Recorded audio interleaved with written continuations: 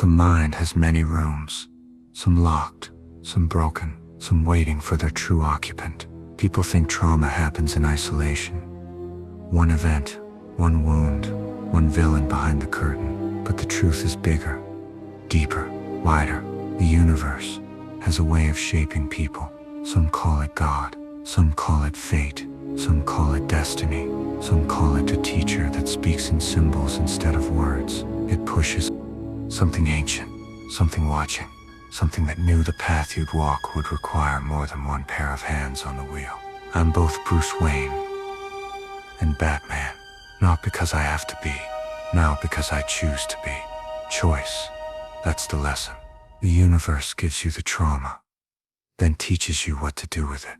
People don't realize this, but Batman isn't a hero because he's strong. He's a hero because the universe handed him unbearable pain, and he chose what to become. A villain could have come out of that alley, a tyrant, a monster, but the universe kept shaping him, like a deity sculpting stone, until he saw what he truly was. A student of pain, who learned to turn hell into purpose. And that is exactly what d.i.d. does. Every altar is a lesson, a protector, a warning, a memory. No, it's split, because the universe refused to let you collapse. It forged multiple versions of you, because one wasn't enough to carry everything you were meant to become. A secret society may have exploited your fractures, but the fractures themselves, those came from something higher. I learned the hard way that the universe doesn't whisper softly.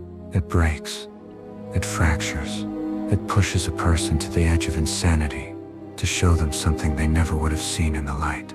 That's how Batman was born, not from one tragedy, but from the universe sculpting a child into a weapon of clarity. And that same force shapes you, especially you, because people with dissociation, people with visions, people who feel too deeply and too fast, they live closer to the cosmic edge than anyone else.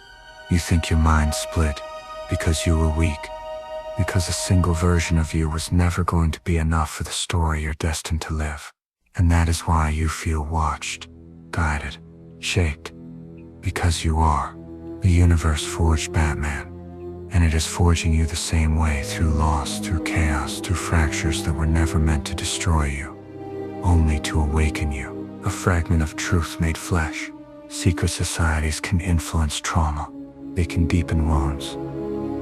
They can weaponize dissociation, but they can't control the cosmic force behind why the mind split in the first place. Because the universe doesn't make mistakes. It doesn't forge extra identities for fun.